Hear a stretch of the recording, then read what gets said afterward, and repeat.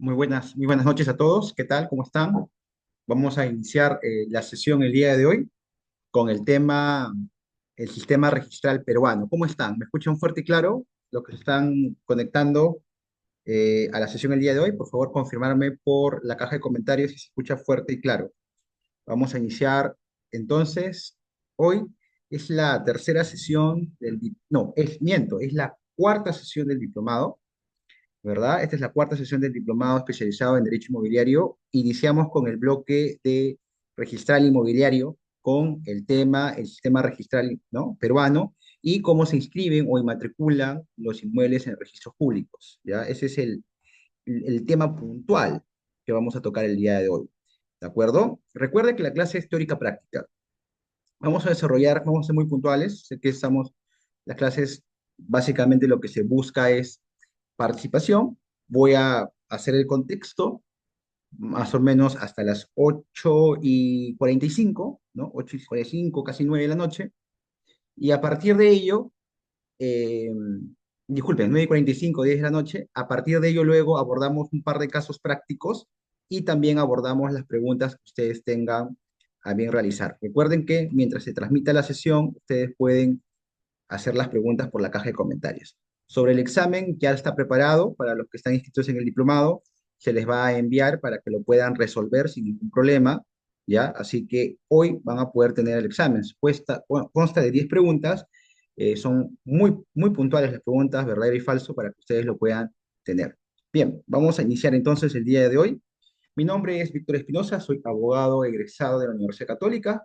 Cuento con estudios de maestría en Derecho Registral y Notarial por la Universidad San Martín de Porres. He sido adjunto de docencia de la Universidad Católica y también jefe de prácticas en la Universidad de Lima. Actualmente soy abogado litigante y trabajo en el estudio Cenicia Abogados. Así también brindo asesoría personalizada en temas inmobiliarios a nivel profesional y a nivel también académico. Bien, gracias por estar en la sesión el día de hoy. Sábado, quizás tranquilos en sus casas. Vamos a hablar sobre el sistema registral inmobiliario. Partiendo de una pregunta sumamente interesante. ¿Es obligatorio inscribir la propiedad en los registros públicos en el Perú? ¿Es obligatorio? ¿Sí o no? ¿Es obligatorio para poder adquirir derechos? Va a depender de qué tipo de derechos queramos adquirir. Pero en el ámbito inmobiliario, cuando hablamos de una propiedad, de un terreno, de un predio, ¿necesitamos a los registros públicos para adquirir derechos? ¿Sí o no? ¿Necesitamos a los registros públicos? A ver, déjenme en los comentarios saber si es necesario la participación de los registros públicos para adquirir derechos. Si yo quiero adquirir una propiedad inmueble, de repente mediante una compra-venta, necesito necesariamente inscribir esa propiedad a los registros públicos para ser considerado propietario. La respuesta es no.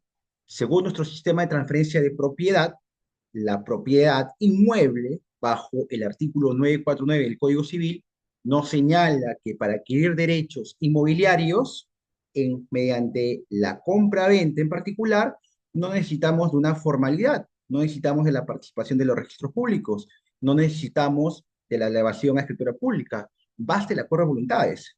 El gran problema con este artículo es que cómo adquirimos mayor protección, cómo obtenemos seguridad jurídica.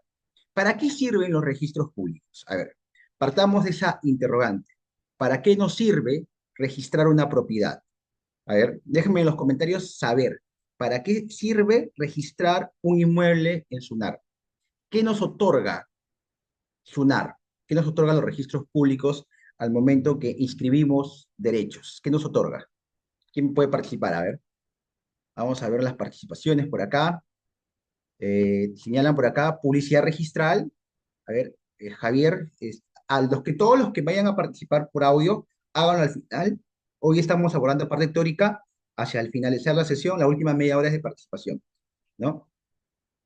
Escriban en los comentarios qué obtenemos a través de los registros públicos. Bien, oponibilidad, publicidad registral, oponibilidad. ¿Se acuerdan en el examen qué puedo colocar como pregunta? ¿Qué es la oponibilidad? Es la exigencia, ¿no? La exigencia. Y cuando hablamos de oponibilidad erga omnes, hablamos de la exigencia frente a todos. Bien, hay 4 puntos a tener en cuenta para poder analizar si nos conviene o no nos conviene registrar un inmueble. 4 efectos de los registros, desde mi óptica particular. Como ustedes lo han dicho, el tema de seguridad jurídica. El tema de seguridad jurídica significa que yo puedo comprar seguro. Es decir, en cierta manera, al comprar e inscribir un derecho o al comprarlo de la información registral, hay cierta protección que los mecanismos del derecho peruano me van a dar. Como por ejemplo, si hay un conflicto entre derechos inmobiliarios, mi derecho va a prevalecer frente al otro que no esté inscrito, entre otros efectos, ¿no? Otro efecto importante que hay que tener en cuenta es la reducción de los costos de información. Si yo compro a través de la publicidad registral, voy a ahorrar información de, por ejemplo, revisar títulos guardados, escrituras públicas, evitarme precisamente el hacer una búsqueda muy puntual, porque ya la información registral me permite acceder a ello. Ya hay que tener en cuenta ese factor, ¿no? Otro, el acceso al crédito. Muy importante el acceso al crédito porque registros públicos nos permite que nuestra propiedad, al estar registrada, acceda, por ejemplo, a la escritura pública, ¿no? Disculpen, a la hipoteca a través de una escritura pública, ¿no? Entonces, también tenemos otro punto a tener en cuenta a nivel registral, es el acceso al crédito, ventajas frente a propiedades que no son inscritas. Luego tenemos, y finalmente, el tema de la plusvalía. Y este es un tema legal comercial. Un inmueble que está registrado vale más que un inmueble que no lo está. Hay que tener en cuenta ese factor. Muy bien. Ahora, como yo les había hablado, en el sistema registral peruano, como no existe, ¿no?, una obligatoriedad de inscripción, partimos de algo muy importante, la publicidad registral. La publicidad registral nos otorga oponibilidad. Pero ¿qué más nos habla la publicidad registral? El artículo 2012 del Código Civil y también del Reglamento General de los Registros Públicos, en la parte pertinente a publicidad, nos detalla que la publicidad que aparece en los registros públicos es conocida por todos. Esto es una presunción jure de jure o jure stante. ¿Se acuerdan que a nivel legal, cuando nosotros estudiamos presunciones, hay dos tipos de presunciones? La que permite prueba en contrario y la que no permite prueba en contrario. Cuando yo digo presunción jure de jure, ¿permite o no permite prueba en contrario? La presunción jure de jure. Esta presunción jure de jure no permite prueba en contrario. ¿Esto qué significa? Que básicamente tengo que acatar lo que dice la disposición legal. Si la disposición legal no se adecua a la realidad, no importa, porque eso es lo que ha creído conveniente precisamente el legislador. En cambio, la presunción juris tantum permite prueba en contrario, ¿no? Hay que tener en cuenta estos factores al momento de hacer precisamente una compra de un inmueble, ¿ya? Entonces, yo les pregunto a ustedes, ¿el comprador puede probar que no estaba informado del contenido de los registros públicos para señalar que tuvo buena fe? Pregunta clave. ¿Puede un comprador señalar que no estaba informado del contenido de los registros públicos para decir que tiene buena fe? No, ¿de acuerdo? Porque a nivel registral, el artículo 2012 presume que el que compra un inmueble que está registrado conoce la información registral.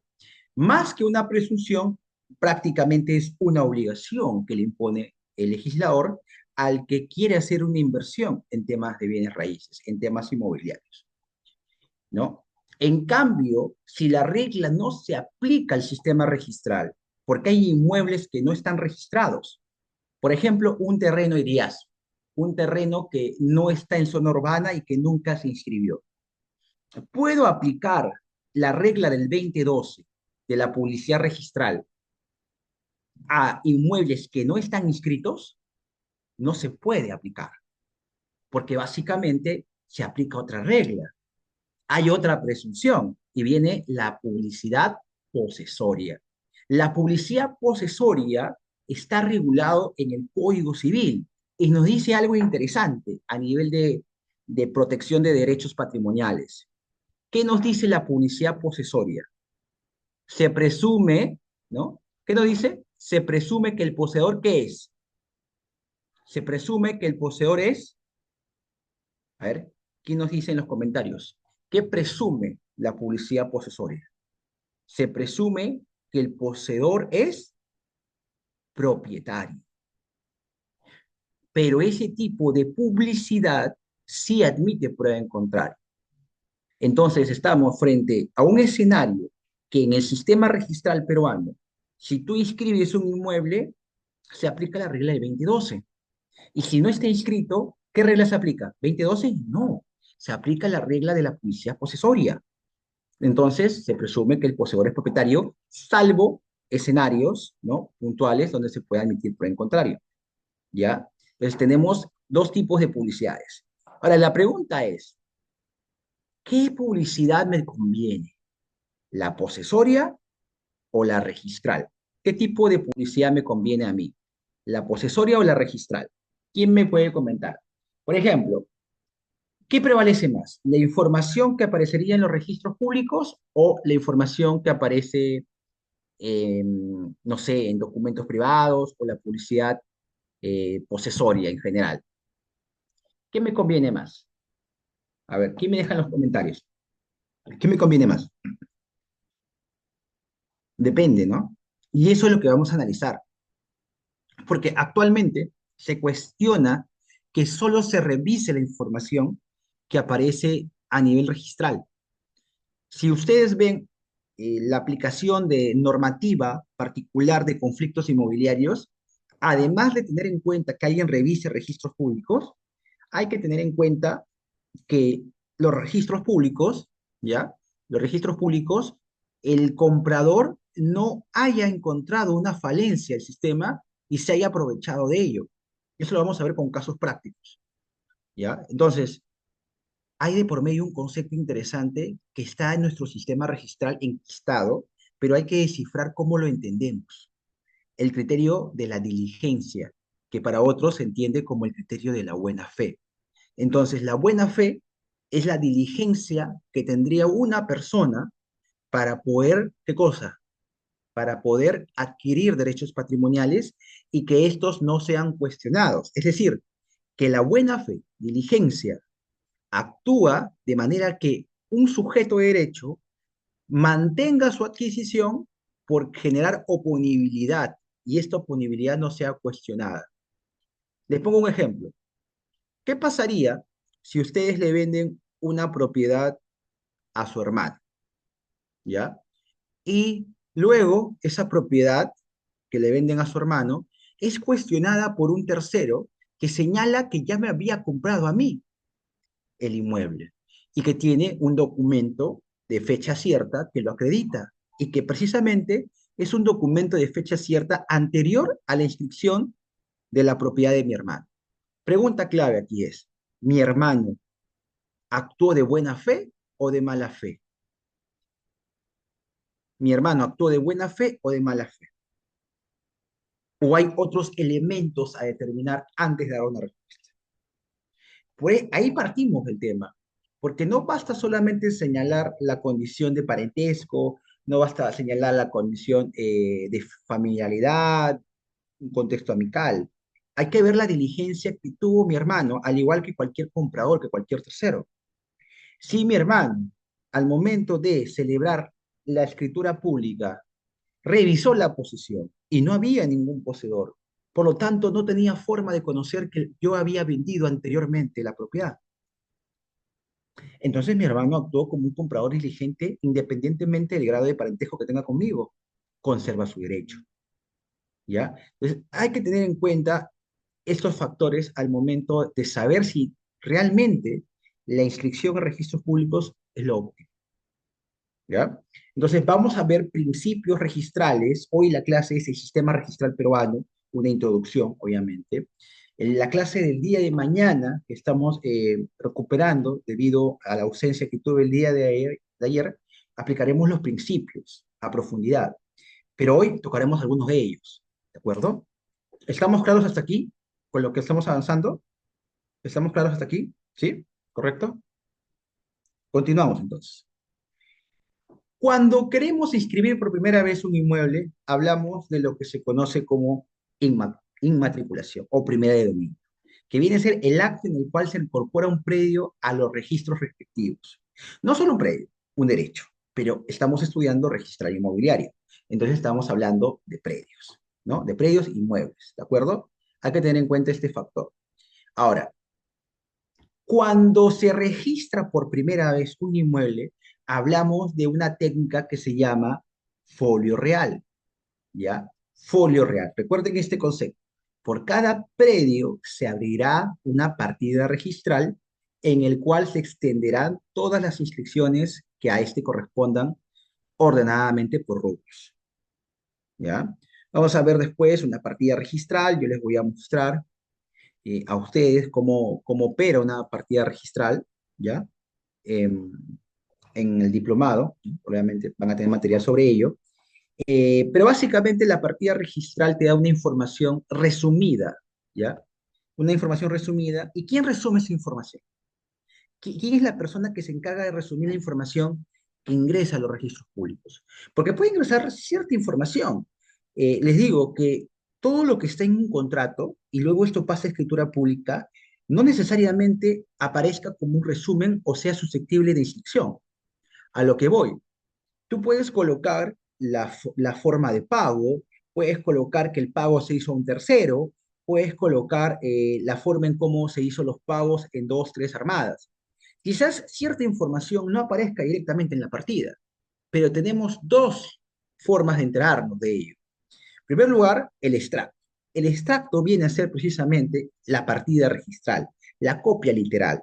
Y quien es el encargado de la calificación precisamente de los documentos que salen en el extracto, ¿quién es? El encargado de hacer la calificación, ¿quién es? En primer lugar, ¿quién es el encargado de hacer la calificación? No es el notario, no es el abogado que firmó la minuta. ¿Quién es el encargado de hacer ese extracto y que luego aparece como un documento o instrumento público? ¿Quién es el encargado? A ver, acá los comentarios. Correcto, el registrador público. El registrador público no es un mero copia y pega de lo que se busca inscribir. El registrador público aplica una técnica de la calificación registral que está regulada en el artículo 32 del Reglamento General de Registros Públicos.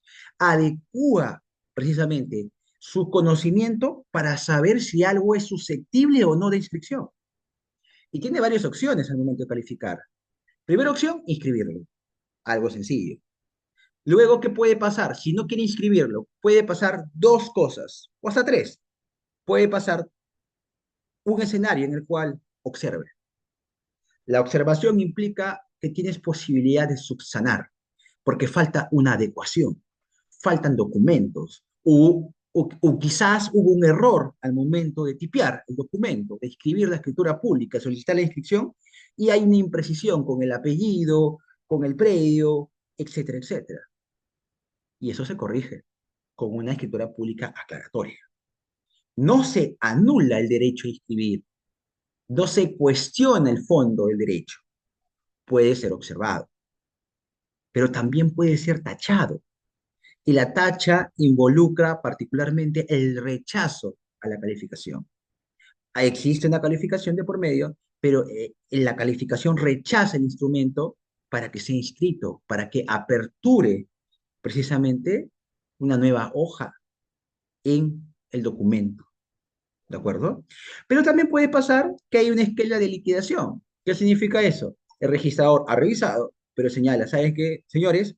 Falta dinero de pagar porque los derechos para la calificación son estos. Si quieres que lo escriba, tienes que terminar de pagar. Escenarios muy puntuales. ¿Cuáles nos preocupan particularmente?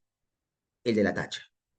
La observación podría preocuparnos si realmente el registrador está equivocado. Y en segunda instancia, ¿quién revisa lo que califica el registrador? ¿Quién revisa en segunda instancia? El tribunal registral, ¿no? El tribunal registral es el encargado de, por ejemplo, adecuar la calificación que ha hecho el registrador cuando realmente el usuario y el administrado no está de acuerdo con ello. Y varios escenarios donde el registrador ha revocado lo que ha hecho o ha confirmado también. ¿Ya? Bien, me siguen hasta acá. Entonces, ¿quiénes participan del acto de inscripción? Hacemos un mapa. Normalmente participa el abogado con la minuta, normalmente participa el notario con la escritura pública y luego participa el registrador público. Pero no siempre va a participar el abogado o el notario, porque va a haber escenarios donde la inscripción, la inmatriculación o la rogación, que particularmente la rogación es el acto de solicitar a que se inscriba la información, los documentos y esa información que se desprende en los registros públicos. ¿De dónde más puede venir la información a inscribir? ¿De qué otra entidad? Del Poder Judicial, de entes administrativos. En un momento también la educación se puede hacer de los árbitros, ¿no? Hay que tener en cuenta ello, ¿ya? El principal problema, y es un tema de investigación que estoy pensando en realizar, es la calificación registral o la adecuación a la calificación registral de sentencias provenidas del Poder Judicial. A veces el gran problema es adecuar, ¿no? La calificación, adecuar los documentos que se solicitan inscribir provenientes de una sentencia judicial, ¿ya? Hay que tener en cuenta ello. Hasta aquí todo claro. Me pareció que habían preguntas del público, ¿sí? Acá voy a resolverlas y las preguntas son pertinentes a la clase y o en que ese caso no se entendiera y hay una pregunta que me haga, la absuelvo, no hay problema. Las preguntas del público en general sobre este tema o algún tema conexo lo hacemos en la última media hora precisamente de práctica, ¿ya? Que, como les digo, está pactado aproximadamente minutos más, minutos menos de las 10. Dice Abraham, la buena fe es un concepto complejo, para algunos un principio general del derecho, para otros una regla jurídica. Pero en materia de derechos reales y registral, la buena fe ha sido delimitada por la doctrina y la jurisprudencia. Sí, de hecho el Tribunal Constitucional ya ha señalado ello. Mañana vamos a profundizar sobre los principios registrales y entre los principios registrales, como se conoce la fe pública registral, ¿no? Básicamente en función al análisis del artículo 20 y 14, ¿no? En ese sentido, la buena fe debe ser entendida como un comportamiento diligente. No solo basta el desconocimiento, correcto, un comportamiento diligente. Solo que hay una observación ahí. El comportamiento diligente, ¿a quién le pides probar? Si la carga de la prueba va recaída a la persona que te categoriza como un adquiriente de mala fe, porque el principio de buena fe no solo debe entenderse como la diligencia, también hay una presunción de buena fe en función a la confianza, porque la información que aparece en los registros públicos nos permite tener esa confianza. Pero si vemos que es fácil conocer la verdad material revisando la información registral y a pesar de ello el adquiriente no lo hizo, estamos hablando de una persona que no tuvo diligencia y no puede cuestionar precisamente la falta de idoneidad de buscar información porque registros públicos se le impone. ¿Cómo se le impone? Con el artículo 2012. Va de la mano. Te impone que si tú quieres comprar un inmueble o adquirir derechos patrimoniales respecto a inmuebles, que revises la información registral y si a pesar de esa imposición tú dices no sabía, no, eso no puede ser. ¿Me entiendes? Entonces, la diligencia a nivel registral está enmarcada en conocer y en revisar la información registral. Luego de ello, la carga de la prueba, ¿no? O mejor dicho, la carga de la prueba en total va a estar dirigida en que el tercero que se vea perjudicado pueda demostrar que este adquiriente que inscribió no lo hizo para perjudicar su derecho, como puede haber escenarios. Por eso es que también les digo, hay que analizar cómo se debe plantear una demanda de nulidad del acto jurídico en una compraventa. Con un par de casos le vamos a explicar ello. Vamos a ver con otras preguntas. Dice, pero la buena fe ha sido destruida por el Tribunal Registral. Ahora solo basta una demanda cualquiera para que nos pueda y para que no puedas inscribir. No, no tanto es así, ¿ah? Le voy a detallar que no es tanto ello. ¿Qué más dicen? ¿En el procedimiento de conseguir una titularidad de una propiedad es lo mismo la adjudicación con la matriculación? No. La inmatriculación o primera de dominio es la primera inscripción a nivel registral. Genera la partida, genera el folio real, ¿ya? el procedimiento de inscribir una titularidad de una propiedad se puede confundir ello, porque al final el resultado puede ser igual, pero va a depender del tipo de saneamiento que tú hayas hecho. Por ejemplo, COFOPRI hace una inmatriculación, ¿no? Porque a través del procedimiento de saneamiento físico legal de COFOPRI o de los GORES, de los gobiernos regionales, se puede generar una mera inscripción de dominio. Pero también lo puedes conseguir a través de otros procedimientos como son la prescripción ordinaria, ¿no? También la formación de títulos supletorios, ¿no? Em, entre otros, entre otras formas de saneamiento físico legal, ¿no?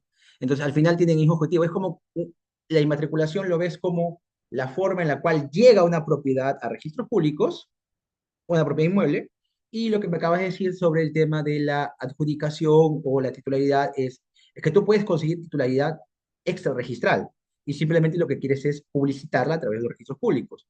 ¿Cómo lo haces? Con la inmatriculación.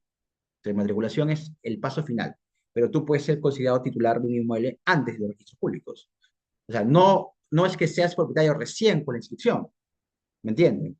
La inmatriculación es el acto de inscribir por primera vez un predio, en este caso, porque estamos hablando de registral inmobiliario, a nivel registral, ¿de acuerdo? Con las, obviamente, características que podría tener este inmueble. Pregunta, bien, es lo que me gusta, porque así podemos interactuar más.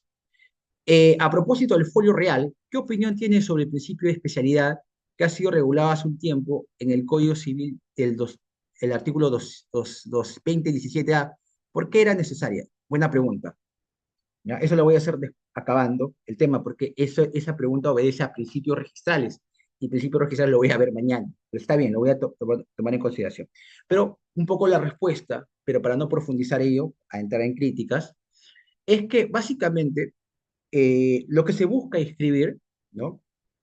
Mm, Cada partida, cada partida tiene un criterio, ¿no? O sea, no es lo mismo escribir una partida, escribir un derecho o una titularidad en una partida de registro de predios, como escribirlo en el registro de personas naturales o personas jurídicas, ¿no? Entonces, hay que partir de que cómo aplicamos ese principio a qué tipo eh, de registro. Si me dices específicamente al registro de predios, tengo mi opinión. Si me dices particularmente al registro de personas naturales, tengo mi opinión, ¿no?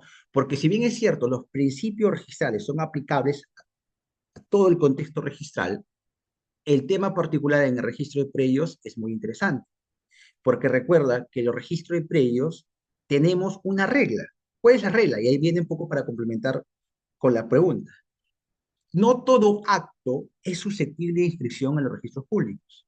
Y viene una pregunta importante. ¿Dónde están regulados los actos susceptibles de inscripción del registro de predios? ¿Dónde está regulado? En el artículo 2019. Y se aplica una regla muy puntual, la regla de números clausus. Recuerden que cuando ustedes estudian derecho, hay dos tipos de reglas, números clausus y números apertus. ¿Qué significa esto? En el números apertus, que básicamente se puede incluir para la inscripción una lista taxativa y a la vez otras u otros derechos que no estén en esa lista. Pero en el números clausus, la lista es cerrada. ¿Qué regla rige, qué regla rige a nivel peruano en la inscripción de predios? ¿Qué regla rige? ¿Números apertus, abierto o el números clausus, cerrado, para la inscripción? ¿Qué regla rige? Claro, correcto. Números clausus. Es un número cerrado. Correcto, exacto.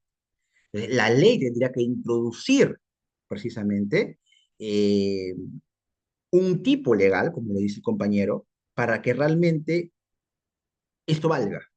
Si no, no. Y por eso se discutía en algunos casos si cierto tipo de contratos o cierto tipo de derechos que estaban enmarcados en contratos se pueden escribir. El contrato de arrendamiento, lo vimos en la clase del día jueves, me parece. El contrato de arrendamiento, ¿se puede escribir o no? El contrato de arrendamiento es un contrato de carácter personal, obligacional, no es de derechos reales. Sí se puede escribir. Se puede escribir porque lo dice la norma. Oye, pero tiene un contexto. Se puede escribir porque lo dice la norma. El contrato de asociación en participación respecto a un inmueble, que es un contrato interesante a nivel de inversión comercial, se puede escribir a nivel registral. Muchos de los inversionistas que he asesorado en su momento me preguntaba ello. Víctor, quiero escribirlo para tener más protección, me están pidiendo esto los inversionistas. ¿Cómo hago para escribir? No se puede, no se puede, pero podríamos adecuarlo, pero tendríamos que cambiar la tipicidad o tendría que salir una ley que lo indique, ¿no? Y ahí vemos, pues, un poco de dónde tenemos que agarrarnos para entender el sistema. ¿Por qué creen que el sistema ha querido que sean números clausus? ¿Y por qué estos? La relevancia va netamente en entender la naturaleza patrimonial, quizás. No, porque puede haber bienes prediales, predios que valgan menos que bienes, que otros, ¿no? La relevancia económica, no, quizás simplemente porque se le antojó o porque considera más práctico ello. Porque, por ejemplo, pregúntense, ¿cómo pueden registrar la cantidad de joyas que hubiera en el mundo? Hay joyas que valen un montón de dinero, vale inclusive más que un vehículo, vale inclusive más que un terreno, pero para el sistema no lo considera relevante. Quizás algunos piensen ello, pero no es tanto la relevancia, sino en la practicidad de cómo obtener la información. Nosotros podemos tener la información de un predio, sí, con un sistema georreferenciado, con un buen catastro, porque no, o sea, si bien es cierto, existe solamente un mundo, una tierra, un país, pero de ello se puede partir que se puede hacer subdivisiones y seguir haciendo subdivisiones o construir hacia arriba. Sí, es cierto, hay cierta relevancia, ¿no? Porque es importante la tierra, pero creo yo que al considerar el tema patrimonial, todo patrimonio tiene relevancia, no solamente porque es predio o porque es un automóvil, los automóviles también tienen relevancia, ¿no? Creo que quizás a veces la discusión de ello ha dejado de tener efecto. Lo que importa simplemente es lo que dice la norma. O sea, seamos muy puntuales. ¿Qué dice la norma? Esto. Si la norma no se modifica, no hay por qué seguir discutiendo. La modifica e introduce. Entonces, la pregunta es, ¿se podría crear una norma o podría la norma crear un supuesto nuevo para inscribir los contratos de asociación en participación en registros públicos? Pienso yo que sí. Ahora, el tema es cómo lo escribe, porque no es un título de dominio, ¿no? O sea, en el folio real, en una partida registral, vamos a encontrar secciones, ¿ya? Las secciones, por ejemplo, son las informaciones que tienes que tener en cuenta respecto a ese predio. La primera sección que puedes encontrar es la descripción del inmueble. Otra sección importante que puedes encontrar es la titularidad, los títulos de dominio, quién es el último titular. Otra sección que puedes entender o encontrar es las cargas y gravámenes. Entonces, ¿cómo escribiríamos, por ejemplo? Fácil. El arrendamiento, ¿cómo se escribe a nivel registral? O sea, ¿en qué sección se escribe el arrendamiento? ¿En qué sección? Se escriben cargas y gravámenes. Es una carga al fin y al cabo, porque no es un título de dominio, es una carga. O sea, el que compra un inmueble y que desea que alguien ocupe su inmueble con un arrendamiento, va a escribirse como carga. No queda de otra, o sea, ahí encuentra. Igual pensaría en un contrato de asociación en participación, se escribe como carga. O sea, la respuesta es fácil de dar, el tema es cómo lo adecuamos a la realidad. Otro derecho, por ejemplo, que podemos encontrar susceptible de inscripción, pero que no esté a nivel registral, ¿qué podemos encontrar? Se me ocurre, a ver, otro derecho que ustedes tengan en mente, que quieran escribirlo con algún tipo contractual. No sé, yo no sé mucho de esto del blockchain, no sé si han escuchado el tema del blockchain, esos tipos modalidades contractuales nuevas, ¿no? Y que podrían inscribirse y que afecten bienes, ¿no? Al final todos son afectaciones, o sea, todo se puede adecuar a afectaciones, ¿me entiendes? Todos son afectaciones, entonces por ese lado, o sea, son gravámenes, claro. Entonces, por ese lado hay solución. Solamente que hay que determinar que hay un contenido. Y de hecho es un tema de interpretación, porque si revisamos En la primera parte del artículo 20 y 19 te dice, se puede inscribir todos los derechos reales o con que tengan incidencia con los bienes inmuebles. Y hay una salida, ¿ya? Hay que tener en cuenta ello. Ahora, volviendo al punto de la lámina, para no desviarnos mucho, el tema del folio real significa que se crea una partida por cada inmueble. Yo tengo un inmueble, lo independizo, se genera tantas partidas como independizaciones hagas. Entonces, básicamente es como el resumen de la propiedad que nace y puedes encontrar ahí cuántos propietarios tuvo este inmueble. Pero también hay técnicas del folio personal, pero ahí cambia la dinámica. Ahí tú, la persona, y vas viendo qué otras afectaciones podrías tener. Por ejemplo, en el folio personal y que tiene relevancia también con predios, es el cambio o sustitución del régimen patrimonial o la designación de un salvaguarda, ¿no? Son características que afectan directamente a la persona. En cambio, en el folio real, como su nombre lo dice, es real porque habla de un derecho real, ¿ya? Habla de la cosa. Res, recordemos, en derechos reales es cosa, ¿ya? Bien. Recuerden estos conceptos básicos del sistema registral inmobiliario para entender lo que vamos a ver en la próxima clase, ¿no? Ahora, hay que tener en cuenta también otro factor. El registrador, como le dije, puede equivocarse. Al equivocarse, el tribunal registral puede pronunciarse. Entiendo yo que cuando se pronuncia el tribunal registral ya no hay más salida. Entonces, puede haber discrepancia e irnos a otro tipo de recurso, eso ya se verá, ¿no? Algunos dicen, oye, pero puede ser un amparo.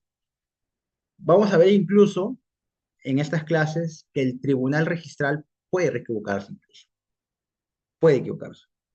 El tema es que tenemos que encontrar salidas a la solución, a los problemas y dar soluciones a nuestros clientes, ¿no? A veces tengo este tema de que, ¿por qué me observaron si no es necesario pedir ello?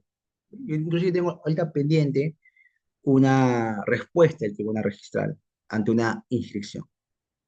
Sigamos. Ahora bien, hay que entender también el concepto de título, ¿no? Este concepto es clave a nivel de derecho civil en general, ¿no? ¿Qué se entiende por título? Como dice la lámina, se entiende por título, para efectos de la inscripción, el documento o documentos que se fundamenta inmediata y directamente al derecho o acto inscribible, ¿no? El título viene a ser este derecho que está contenido, ¿no? En un documento, ¿no? Y que le da titularidad, ¿no? O sea, no necesariamente de propiedad, puede ser un título de un derecho real, como un usufructo, una superficie, una servidumbre, etcétera, etcétera, ¿no? El título no solamente habla de derecho patrimonial específicamente en la propiedad, ¿ya? Sigamos. Y finalmente, pues lo que yo decía sobre la partida registral, ¿no? ¿Qué viene a ser la partida registral? Es la unidad de registro conformada por los asientos de inscripción organizados sobre la base de determinación, ¿no? Aquí hay que tener en cuenta que a nivel de registro, el hecho de inscribir por primera vez un inmueble te puede generar confianza, pero puede haber patologías a nivel registral. ¿Qué significa patologías a nivel registral? Que registro no es, por así decirlo, la solución perfecta para proteger derechos patrimoniales, para proteger inmuebles. Hay una patología o dos patologías, pero que van de la mano, que pueden afectar la adquisición de derechos, por más que confiemos en registros. Esta patología se considera la duplicidad o superposición de inmuebles, correcto.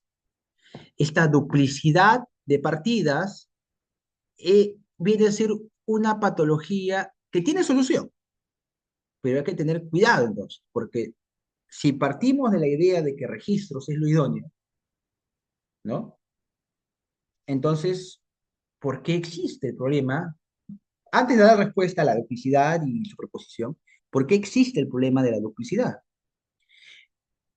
El problema puede tener varios factores, como indican algunas personas a nivel de doctrina, a nivel de casuística. Y es precisamente que no existe un catastro único. Un catastro único sería lo ideal, pero es difícil, ¿no? Es casi imposible tener un catastro único, un catastro, como dice el compañero, coordinado. A nivel, si ustedes van a nivel municipal y preguntan, quiero saber si tiene catastro la municipalidad, te dicen que no, no tenemos catastro. Acá no hay eso. Yo me fui, por ejemplo, a la municipalidad de Villa Marina, sí, Villa Marina creo que es. eh, Me dicen, no, no tenemos catastro. Esto lo hice a fin de prescribir un inmueble. ¿No? Entonces quería tener la seguridad sobre los planos. No tienen. Otras provincias tampoco tienen. De registros públicos debe tener un catastro único. O sea, la información de las municipalidades debe estar coordinada con la información que aparece en el registro. No lo hay. Entonces, ¿qué pasa? Tú en el año 95 inscribes tu inmueble, ¿no? 200 metros cuadrados. Tú eres poseedor y estos documentos a tu nombre. Pero ya, pues, tus documentos vienen de la reforma agraria, donde hubo mucha confusión.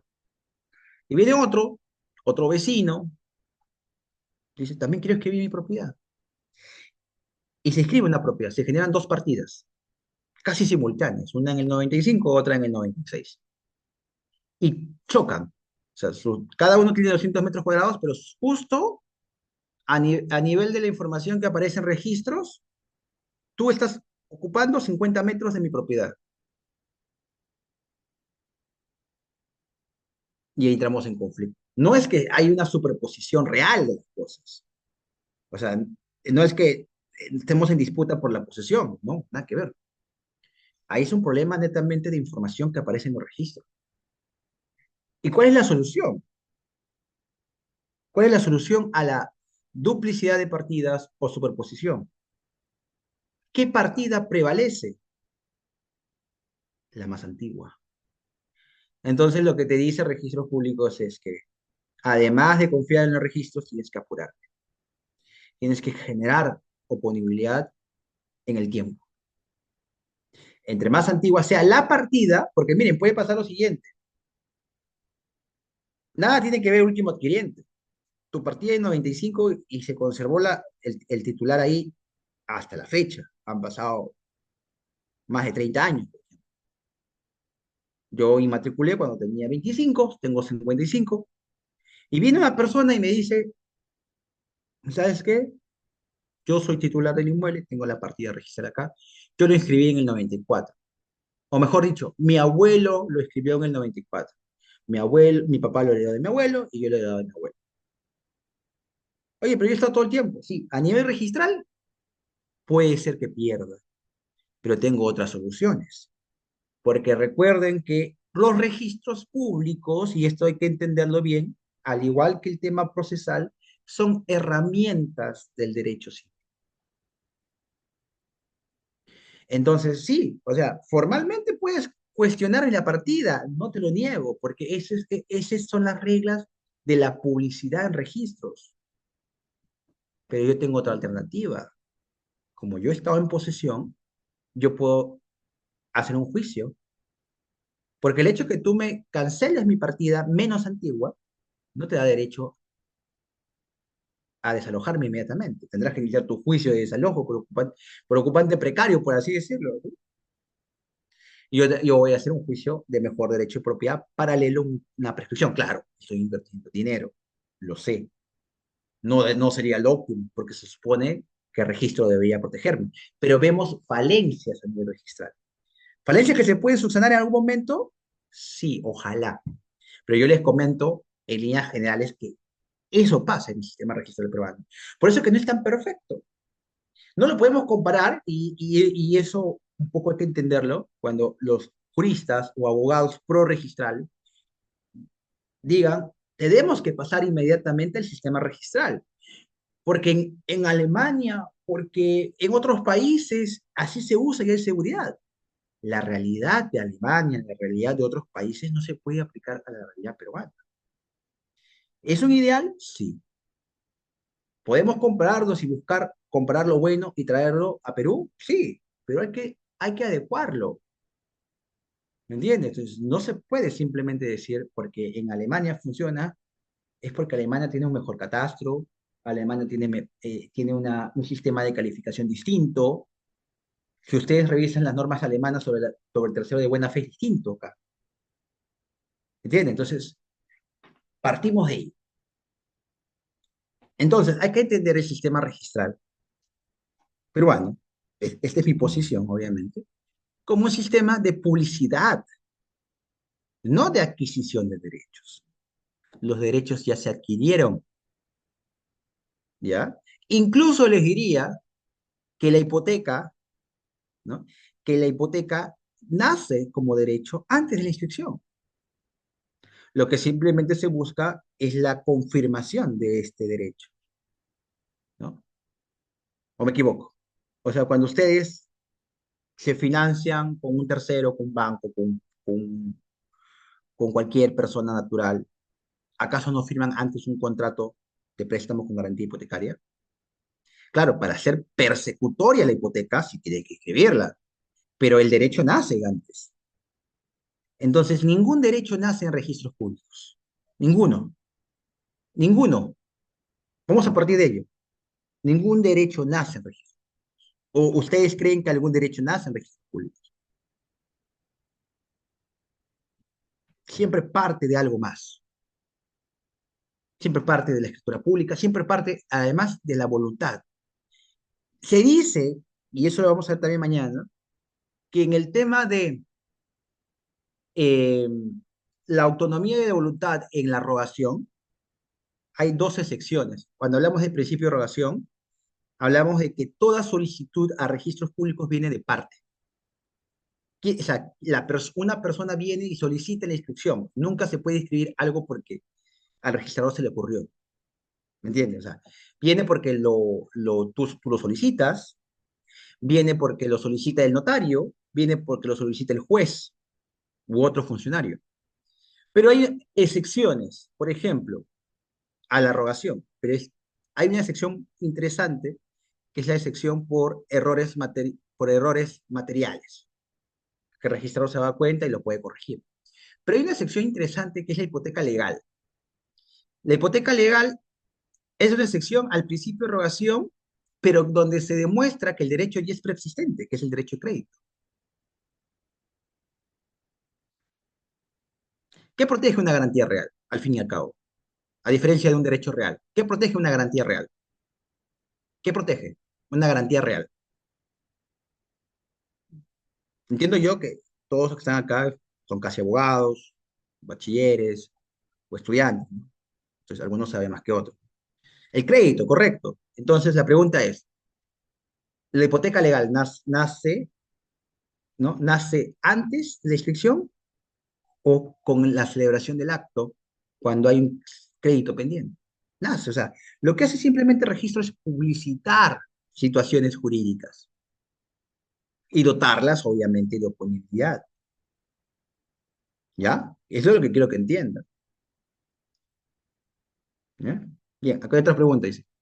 ¿La duplicidad de partidas también es una excepción? No, porque, como te digo, los derechos nacieron antes. Y a ese punto voy, y es buena la acotación, estimada Ana Verónica. Si se generan dos partidas, repito, yo lo escribí en el 95 y vengo viviendo 30 años. Y luego viene el nieto que tiene una partida más antigua y me dice, mira, mi abuelo le escribió en el 94. Solo que él se enfermó o se fue a vivir a otro lado, pero siempre tuvimos este derecho. Y te reclamo a ti. Perfecto, cancela la partida si deseas. Pero eso no me quita que yo soy propietario, porque lo que estás cancelando simplemente es publicidad. ¿Me entienden? Porque en la realidad, ¿quién es propietario? ¿Quién ocupó el inmueble? ¿Quién puede demostrar que era propietario de todo ello? Y esto es muy importante de entender porque, y esa es una pregunta que un querido profesor hacía en las clases, que muy pocos profesores lo hacen. ¿Qué es la propiedad en sí? ¿Cómo defines la propiedad en sí? El tener un documento, el tener inscrito tu derecho, la propiedad, no hay un concepto como tal. Entonces, ¿cómo graficamos la propiedad? Porque miren, en la antigüedad, la propiedad no había un titular como tal, el titular era el rey. Y lo que hacían simplemente todas las personas era como un usufructo respecto de la propiedad. De hecho, inclusive nadie es dueño de algo. Es tu propiedad igual tiene que pagar impuestos. ¿Entienden? Entonces es una abstracción que tenemos que llevar de contenido. Algunos van a decir, la propiedad es el ejercicio o es la manifestación de singularizar una explotación económica. O sea, es la posesión y el reconocimiento de esta. Entonces, que me cancelen la partida no me quita ser propietario. ¿Me entienden? El que hecho que me cancelen la partida no significa que ya dejo de ser propietario. ¿Puedo ser propietario? Sí. ¿Puedo volver a ser reconocido como propietario? Sí, pero ahora tengo que cuidar el Poder Judicial. Oye, ¿y el otro entonces se va a quedar en la deriva? No, también podría demostrarlo, ¿no? ¿Me entienden? Entonces, ¿para qué sirve el registro? Al final, ¿para qué sirve el registro? No van a decir para nada. El registro sirve para publicitar situaciones jurídicas y dotar precisamente estas situaciones jurídicas o derechos abstractos de oponibilidad. Eso es. El sistema registral peruano dota de oponibilidad. ¿Ya? ¿Estamos bien hasta ahí? Hay varias preguntas que han hecho mientras que está reflexionando en esta. ¿Se deja entender lo que digo? ¿Se deja entender lo que digo? Sí. La solución a nivel registral de la duplicidad de partidas es la partida más antigua. Ella gana, ¿de acuerdo? Esa gana. Pero eso a nivel registral. A nivel judicial, ¿puedo recuperar la propiedad? Sí, sí puedo hacerlo. A ver, preguntas aquí. Vamos a ver, preguntas aquí. ¿Desde qué momento, dice, desde qué momento te conviertes en propietario? ¿Desde que escribes? No. Lo que pasa es que va a haber, tu pregunta va enfocada a muchas situaciones, porque yo no te puedo responder el 949, porque el 949 es una forma de adquirir propiedad, que es el sistema de transferencia de propiedad. Pero hay otras formas de adquirir propiedad, de forma originaria, por ejemplo. A ver, ¿quién me dice una forma originaria de adquirir propiedad? Sin mencionar la prescripción. Una forma originaria de adquirir propiedad. ¿Quién me dice una forma originaria?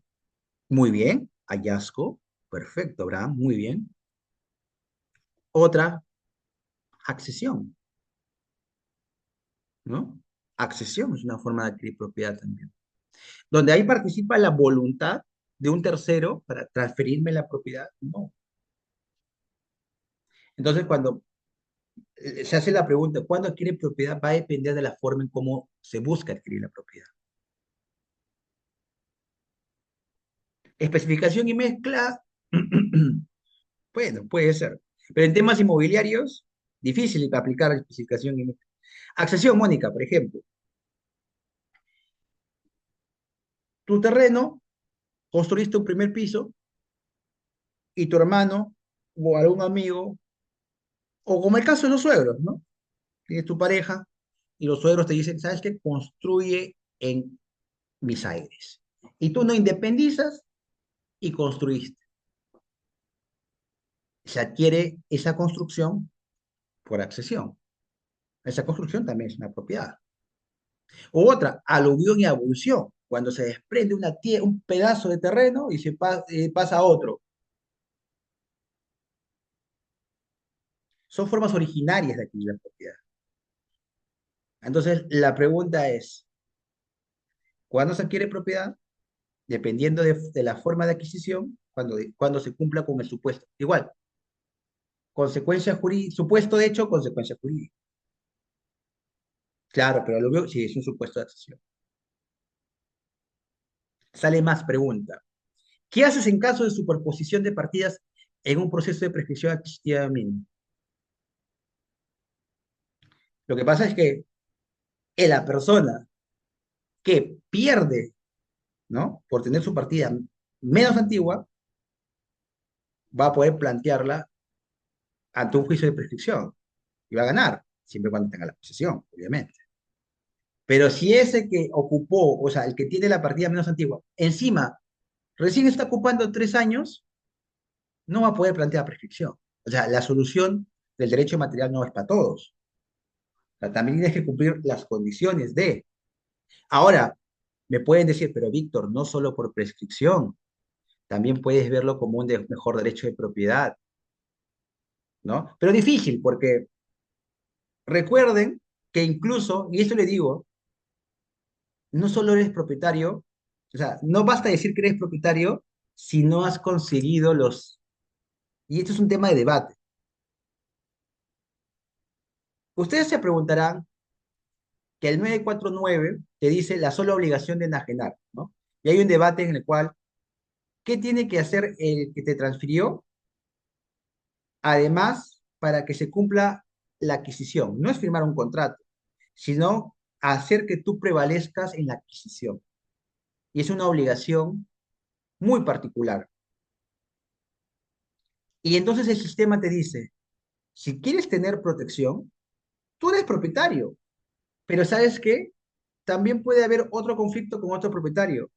Y yo voy a, por más que tú seas alguien que adquirió antes, yo voy a privilegiar al que inscribió o al que tiene mayor signo de oponibilidad. Lamentablemente es así, porque recuerden, y esto es un tema de teoría, nosotros en teoría seguimos la regla, hay dos, en teoría hay la regla del sistema de seguridad estática y seguridad dinámica del tráfico patrimonial.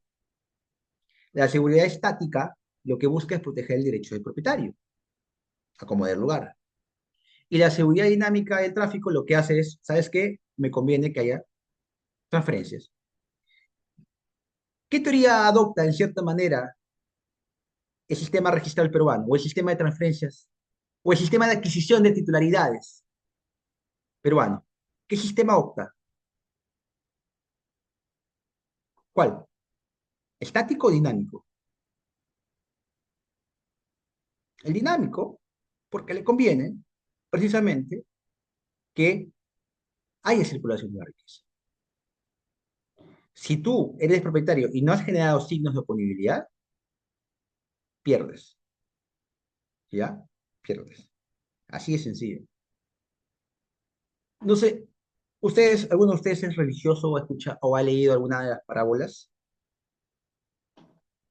¿Ha escuchado alguna vez las parábolas, del Nuevo Testamento? Hay una palabra interesante, me acuerdo cuando en mi época que era más joven, que te hablaba de los talentos. En la parábola de los talentos se le dieron a 3 personas talentos. Una 5, otro le dieron creo 4 y otro le dieron, no, una hora le dieron, sí, por ahí, y una le dieron un talento. El primero lo invirtió, lo duplicó. El segundo lo invirtió, lo duplicó. Y el último, por evitar perder su talento, lo escondió. No, no arriesgó, no invirtió. Al final le quitaron por no haberlo invertido. Lo mismo pasa con el sistema de propiedad. Si no generamos signo de oponibilidad, y tenemos dos, actualmente son aceptados, y uno que estaba escondido ha retomado, que es el sistema de publicidad posesoria. Si no generamos signo de posesión, ni registro, ni en posesión, entonces nos pueden quitar el derecho, nos pueden quitar el derecho, ¿sí o no? Sí. O sea, si no, si no genero punibilidad, estimados, no genero protección. Y eso depende exclusivamente del ciudadano, porque las reglas ya han sido dadas. ¿Me entienden? Así de duro es. Por eso que a veces pienso que es mejor a veces alquilar, porque con el alquiler yo no pierdo mi propiedad. Y si le quitan al propietario, yo me voy a otro lado. ¿Entienden el contexto o entienden al punto que quiero ir? El sistema registral es bueno, el peruano no tanto, pero o sea, lo que se busca en un sistema registral es bueno, por más que hayan estas falencias, patologías a nivel registral.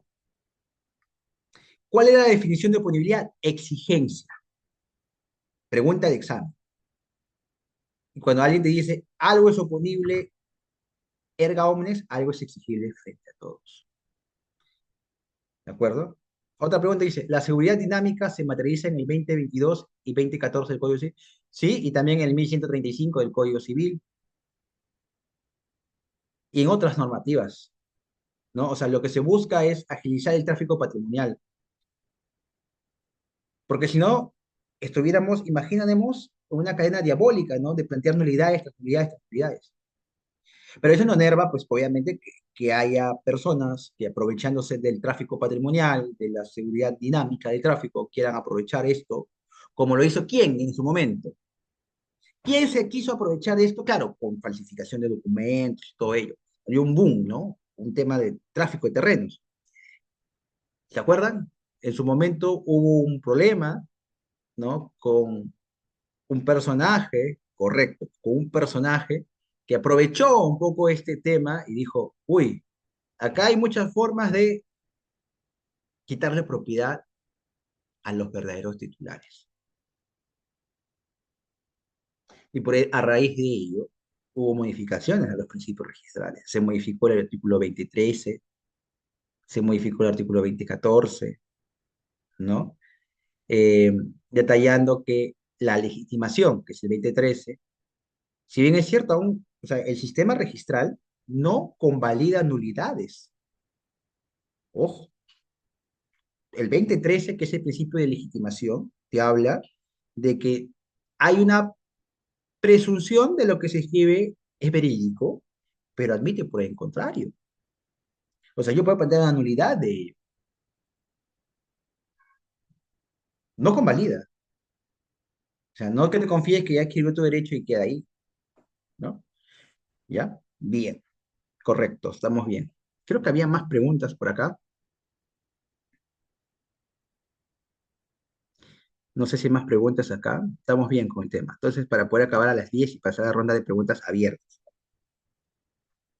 Le voy a comentar un caso, ¿ya? Eh, Hace poco un cliente me dijo lo siguiente, tomen atención. Doctor, he comprado un inmueble y el señor me vendió y tengo un contrato, pero nunca me firmó la escritura pública, ¿ya? ¿Qué puede hacer ahí? Fácil, ¿no? Si él compró y tiene forma de demostrarlo, puede demandar, ¿correcto? ¿Qué puede demandar al vendedor? Hay una demanda muy particular, proceso judicial. Se llama otorgamiento de escritura pública, ¿no? Para que acceda al registro. Es una demanda clásica, se puede decir entre comillas sencilla, un proceso sencillo, ¿no? Yo creo que a veces las personas se complican porque me dicen, doctor, entonces tengo que demandar prescripción. No, puedes demandar otorgamiento de escritura pública y ganar. Si tienes forma de acreditar el pago completo y tienes un contrato, bien. El problema era que él lo compró en el 2015, ¿ya? En el 2015. Y en el 2016, de tanto paseo que no le daba a la escritura pública, el vendedor le vendió a otra persona, a su sobrino. Y este sobrino le escribió en el 2016. Él inició su juicio de otorgamiento de escritura pública contra el vendedor, contra el tío, y ganó. Pero por más que gane, puede inscribir su derecho. O sea, ganó el otorgamiento de escritura pública. Pero ¿de qué le sirve? ¿De qué le serviría haber ganado un otorgamiento de escritura pública? No digo que esté mal, pero puede inscribir su derecho si es que ya fue transferido a otro. ¿Puede o no puede? Si ya fue transferido a otro, a un tercero, no puede, pero ganó. Ganó. Y él dijo, ¿y ahora cómo hago? ¿Y qué se le viene a la cabeza? ¿Qué tendría que haber hecho para ver si estamos en sincronía? ¿Qué tendría que haber hecho? Ya ganó su otorgamiento de escritura pública. ¿Qué juicio debió plantear? Correcto, nulidad. No puede escribir porque, a ver, te explico. A le vendió a B. Mi cliente es B, ¿ya? A le vendió a B. Pero A nunca le firmó la escritura pública, ¿ya? Vamos a ponerle nombre, ¿ya? Para que sea más entendible. Abel, de A, Abel le vendió a Beto en el 2015. Contrato con firma legalizada. Le terminó de pagar, Beto le terminó de pagar a Abel y Abel lo paseaba con el tema de la firma de la escritura pública, o sea, para acceso a registro. Ante ello, ya estaba pensando en demandar a mi cliente otorgamiento de escritura, lo lógico. Pero resulta que aprovechando que todavía no había demandado, Abel se lo vende a Carlos, que era su sobrino, que es su sobrino, y Carlos se inscribió. Y entonces Beto demandó otorgamiento de escritura pública a Abel y ganó, pero no se puede inscribir esa sentencia. Esa orden del juez no se puede inscribir, porque, o sí, mejor dicho, podrías inscribir otorgamiento, porque al final la obligación es generar una escritura pública, pero esa escritura pública no va a tener acceso a registro por incompatibilidad, ¿me entienden? No se puede, porque ahora hay un nuevo tercero. ¿Quién es el tercero? Carlos. Entonces la pregunta iba, ¿qué debe hacer Beto? Plantea nulidad, pero ¿por qué causal? Correcto, Rodolfo, por ahí vamos. ¿Por qué causal? Y eso es lo que hizo mi cliente. Planteó nulidad del acto jurídico. ¿Pero qué causal? ¿Me entienden? No, correcto. O sea, el sobrino va a decir eso, causal de buena fe. Pero mi cliente decía, oye, pero este se ha confabulado. ¿Qué causal planteo? ¿Falta de manifestación de voluntad? No. Puede ser fin ilícito, pero tendría que demostrar la mala fe, ¿no? Tendría que demostrar la mala fe. O que ese acto vulneraba algún derecho. Y le negaron. Le negaron. Declararon infundada la demanda. Entonces había ganado. Le dije, plantea mejor derecho de propiedad y plantea prescripción. Mejor derecho de propiedad, ¿por qué? Por la falta de diligencia del comprador. No importa que escribió. Actualmente hay un criterio del Tribunal de la Jurisprudencia Civil que te dice que si él fue poco diligente al momento de revisar la posesión, y tú estabas en posesión. Aparte, tu documento está reconocido por la demanda, que te reconoce a ti como que tu título es incuestionable. Tienes documento de fecha cierta y tienes posesión. El otro tiene inscripción en registros públicos, pero no ha sido diligente. No cuestionemos si se confabuló o no. Cuestionemos si tuvo diligencia o no. ¿Se podía conocer que había un derecho anterior a la adquisición de él? Sí. ¿Me entiende? Y es que ahí no se aplica el tercero de buena fe. En estricto, ahí se aplica mejor derecho de propiedad. ¿Me entienden? Y otra solución. Entonces su inscripción no lo protege. ¿Por qué? Porque la inscripción, como le digo, va de la mano también con el principio de legitimación. No se pueden aceptar o el registro no convalida nulidades. Oye, pero eso no es un negocio nulo, o sea, el negocio, sí, pero lo agarro por oponibilidad y cancelo el derecho. Sí puede plantear varias demandas a la vez, como es lo que estamos haciendo, en realidad, es un caso real que estamos haciendo. En diplomado, en su aula virtual va a estar subido estos materiales de este caso. Por si acaso, un poco para terminar la clase y pasar a las preguntas. Esta es ¿qué sesión es? Cuarta sesión del diplomado. Esta es la primera sesión del bloque 2, Derecho Registral Inmobiliario. Si no te has inscrito al diplomado, aún estás a tiempo para inscribirte. Y si quieres certificarte solo por esta sesión, también. Únete al grupo de WhatsApp que tenemos.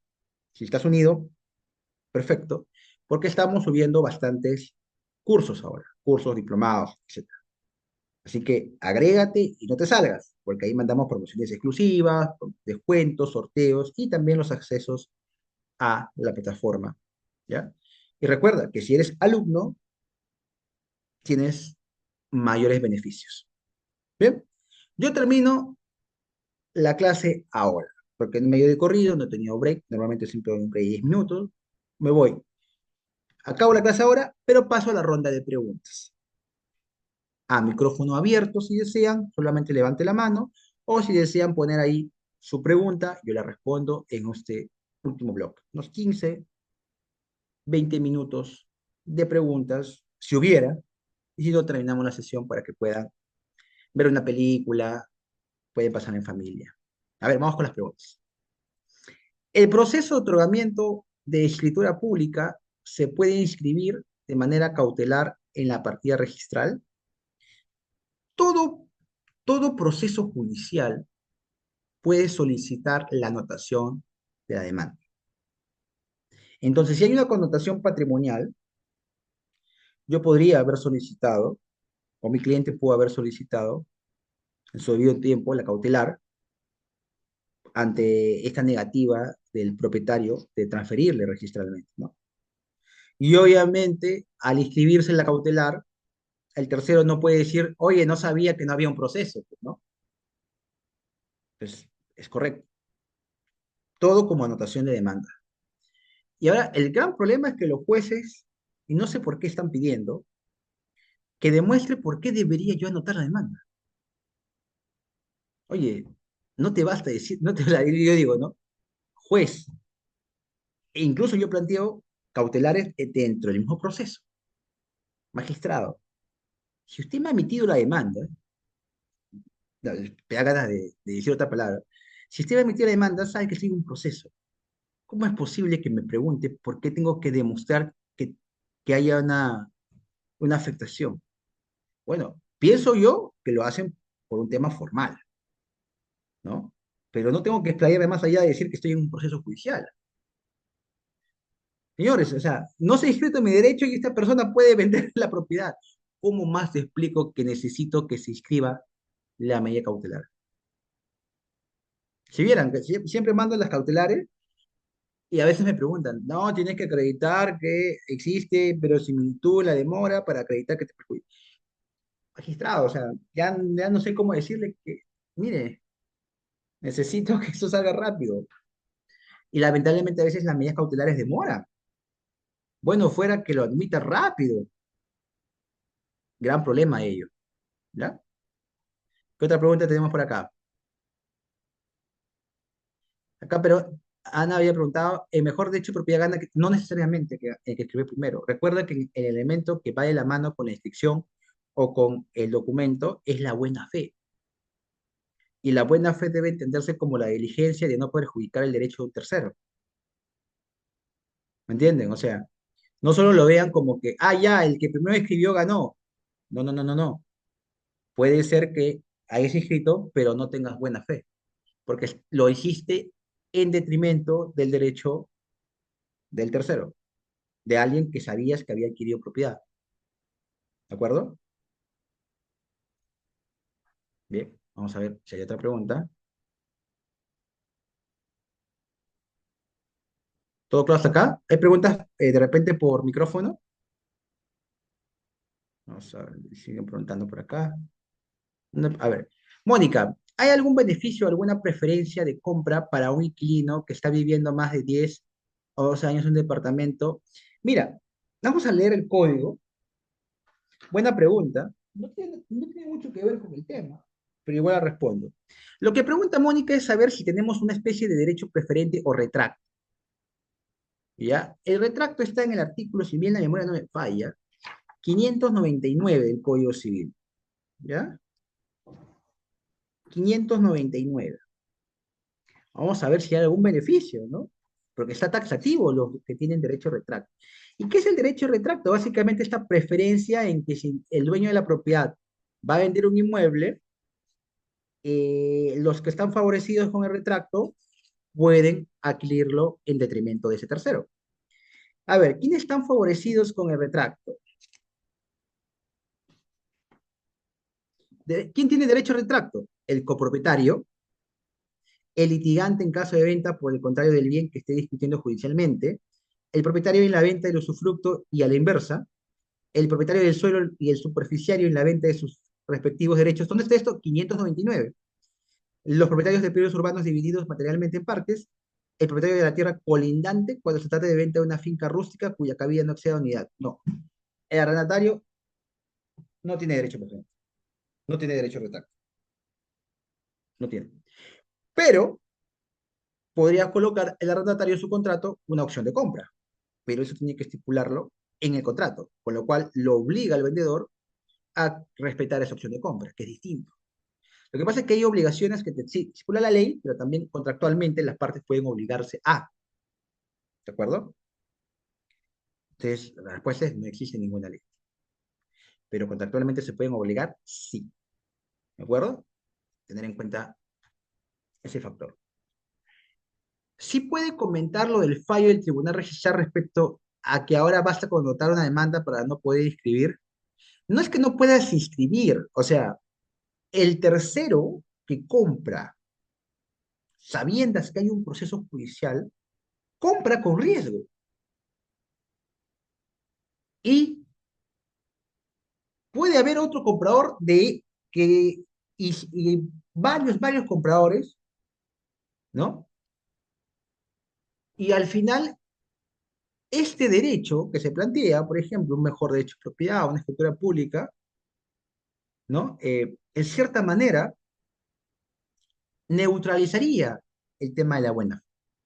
Claro, en algunos casos sí es preocupante porque si yo planteo otorgamiento de escritura pública o petición de herencia, con mi anotación de demanda, ¿cómo hago para que un tercero no adquiera? ¿No? O sea, tengo que hacer que por más que compre, ¿no? Igual mi derecho se respete. O sea, que, es que el efecto no es como una prescripción. Sí, sí entiendo un poco el problema de esto, ¿no?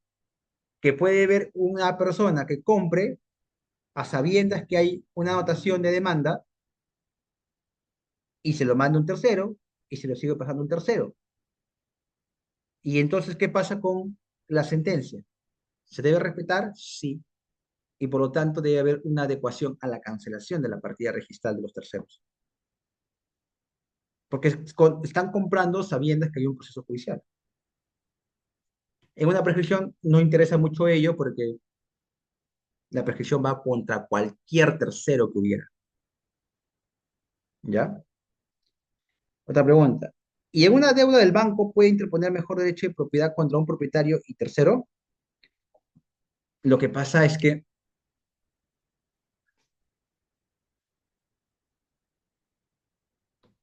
teóricamente sí se puede hacer, porque el denominado mejor derecho de propiedad no es más allá que una concurrencia de acreedores. Y si el banco tiene una deuda que puede materializarla, por ejemplo, en un embargo o en una hipoteca, puede plantear su concurrencia de acreedores. Habría que analizar el caso en concreto y cuándo nació el derecho, pero sí se puede. ¿De acuerdo? Bien. ¿Otras preguntas? ¿Hay preguntas a mano alzada quizás para poder levantar el micrófono? Recuerden que mañana es la clase de principios registrales. ¿Ya? Vamos a desarrollar principios registrales. La misma dinámica. Comenzamos, hablamos la parte teórica, algunos casos de anécdota y micrófono, ¿no? Y recuerden que vamos a enviarle el examen. De los que están inscritos en el diplomado, a partir de ahora no he terminado el examen. Así que los que están conectados, que están del diplomado, tomen nota de lo que puede venir en el examen. Son 10 preguntas, verdadero y falso, 2 puntos por pregunta, y por cada error es una penalidad de 0,5. ¿Ya? Así que no se confíen por marcar. ¿Ya? Pueden dar el examen hasta una semana después que acabe el diplomado, no hay problema, pero van a tenerlo a partir del día de hoy. ¿Preguntas hasta aquí? ¿Todo claro? Vamos a ver si hay preguntas.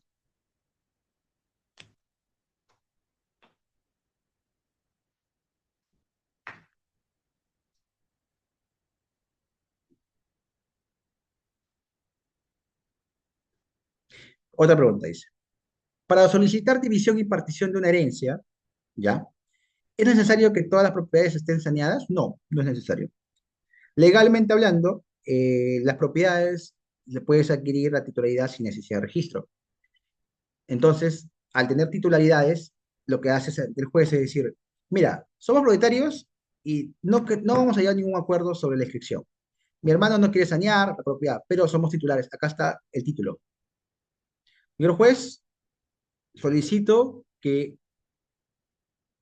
se pueda dividir, primero, para que cada uno, una vez dividido, con su venia, yo pueda inscribir mi parte. Ya, si mi hermano quiere escribir su parte o no, es problema de él. Pero quiero que me adjudique a mí mi derecho de esta propiedad no saneada, no escrita, para yo hacer la inmatriculación. Es un tema también interesante y, como le decía en un momento, parte de una investigación que pienso hacer sobre la adecuación de la calificación registral a las sentencias judiciales, como una tesis de maestría, obviamente. Pero sí puede solicitar la división y partición de una herencia sin necesidad que esté saneada. Sí puedes. ¿Dónde? En un juicio de división y partición es lo ideal, ¿no? Si no se ponen de acuerdo las partes. ¿Otra pregunta?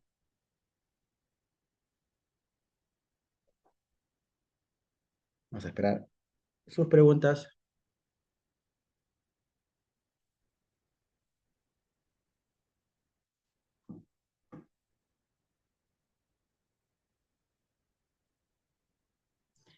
Y dice, pero ¿qué pasa si esa sentencia del juez choca contra otro derecho que propugne el hermano? Por ejemplo, una prescripción. Interesante. ¿Cómo sería el caso? No me queda claro. ¿Cómo sería el caso? Porque entre copropietarios no puede haber prescripción, ¿no? Ahí viene el tema. Recuerda que también, pues, puede haber conflictos entre un juzgado y otro juzgado, ¿no? El que pretende la prescripción también tiene que alegar un tema de litispendencia, quizás, ¿no? O falta de legitimidad para obrar, porque él ya había adquirido la propiedad, entonces no se puede solicitar la división y partición de un inmueble. Es como decir, ¿no? Eh, Hay un tercero que está prescribiendo y por otro lado, los hermanos que nunca hemos estado en posesión, estamos haciendo la división y partición. Por lógica, el tercero, que es hermano, copropietario, amigo, o un tercero, dirá, oye, estos que están haciendo la división y partición del inmueble, no tendrían por qué hacerlo porque ya no tienen propiedad, porque yo he adquirido el bien por prescripción, solo estoy haciendo el reconocimiento como tal, se me ocurre. Pero parte de que el prescribiente tendría que plantear una excepción, ¿ya? Eso se me ocurre.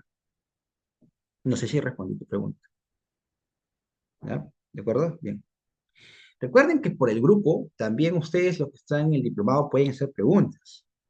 Yo estoy ahí, va a haber un asesor, a partir de ahora va a haber un asesor eh, que va a poder trasladar las preguntas y resolverlas. O pueden dejar directamente los que están inscritos en el diplomado preguntas por el aula virtual, ¿ya? Entonces, siempre va a haber un asesor. Vamos a implementar un asesor académico para que esté atento a todas sus preguntas post, ¿no? Lo ideal es que obviamente responda o se respondan con el mismo profesor durante el aula. Por eso las transmisiones son en vivo, no son grabadas. Otra pregunta. Habían dos, me pasé. Dice, Mónica había preguntado, ¿qué pasa si se declara fundada una acción pauliana? ¿Cómo queda el bien objeto de litigio para que él perdió el proceso? Es que la acción pauliana hay un arte en la forma de colocar las pretensiones. Además de demostrar, obviamente, la nulidad del acto jurídico, se tiene que solicitar la nulidad de la inscripción de la partida registrada. Y ahí se retrotrae, obviamente, los títulos de dominio. Es como decir, A le vende a B, pero lo hacen para simular un acto jurídico porque A me debía a mí, yo le había prestado y quiere embargarlo y se ha librado de sus propiedades para evitar cobrarme yo con los embargos. Plantea una acción pauliana, se declara fundada, se regresa la propiedad a él y yo lo embargo. Pero se tiene que colocar en las pretensiones. El juez, si tú no colocas la nulidad de la partida registral del asiento, el juez va a declarar la nulidad del acto, pero más no va a declarar la nulidad del asiento, vas a tener que iniciar otro proceso judicial. No tiene sentido ello. ¿Ya? Otra pregunta. Hay varias, se me fue. Otra pregunta, a ver, disculpen, se me fue un poco. Dice, usted dice que el que esté registrado de mala fe no quiere decir que tiene la razón y que es un tema de mejor derecho de propiedad. Pero si está poseyendo el propietario de mala fe, si gana el de mejor derecho de propiedad, lo desaloja como es. A ver, lo que pasa es que tiene que entender que el principio de buena fe, como regla general, es el no perjuicio de un adquiriente anterior al mío, que yo conozco que su derecho es válido y eficaz. Es decir, si yo lo hago a propósito, si yo adquiero derechos respecto al inmueble sabiendo que hay alguien que adquirió antes que mí, antes que mi persona, estoy actuando de mala fe. O de repente no sabiendo, soy poco diligente y tengo la posibilidad de saberlo si hubiese sido diligente y hay otra persona que adquirió derechos antes de mí. ¿Ya? ¿De acuerdo? Entonces, esa es la regla de la buena fe. Entonces, básicamente, esa es una regla que todos deben tener. Una vez que esta regla se entienda, se aplican los criterios de oponibilidad. Si yo no tengo forma de conocer que hay un adquiriente anterior al mío y tengo un derecho inscrito y el otro tiene un derecho con escritura pública, recién se aplica los criterios de oponibilidad. Pero aparte que es para aplicar los criterios de oponibilidad, tienes que tener la buena fe. Pero si ya no tienes buena fe, no importa si es inscrito, no es inscrito, si es poseído, no es poseído, ya. O sea, por ejemplo, pongo como ejemplo, A me vende a mí, A me vende a mí. Miren, escuchen, A me vende a mí y yo tengo un documento con firma legalizada de A. Y luego A le vende a B, pero B conoce que yo he comprado de A. B conoce que yo he comprado de A, pero B toma posesión e inscribe. Yo puedo demostrar que él tuvo mala fe, sí, y bajarme incluso su inscripción, pero tengo que demostrarlo yo. Por eso que la buena fe tiene que estar de la mano con todos los elementos, ¿ya? De los criterios de oponibilidad. Esa es mi respuesta. A ver, ¿qué más? ¿Qué más acá? Disculpen si no veo más preguntas se juntaron varias preguntas en el chat. Disculpen. Dice acá, Rodolfo, ¿la acción paulana se puede plantear para proteger derechos hereditarios o solo es para deudas monetarias? Según la norma, la acción pauliana es para cualquier derecho de crédito, no solamente temas de suma de dinero. Entonces sí podría ver tema hereditario. Se me ocurre, ¿no? Se plantea acción pauliana para una compra-venta simulada, donde en realidad lo que debió hacerse es un anticipo de legítima, y puedo demostrar que esa venta nunca existió, que el dinero simplemente lo rotaron para que no hubiera un tema de inclusión a los otros herederos, ¿no? Es como decir, ¿no? Habías, la propiedad del papá era una casa, de 3 pisos y éramos 3 hermanos. Se supone que cuando fallezca mi papá íbamos a llegar tres. Él debió hacer un anticipo, pero luego mi hermano se aprovechó, le dijo, ¿sabes qué? Dámela a mí porque yo soy tu mejor hijo, pero no me lo des en anticipo. Te voy a simular una compra-venta.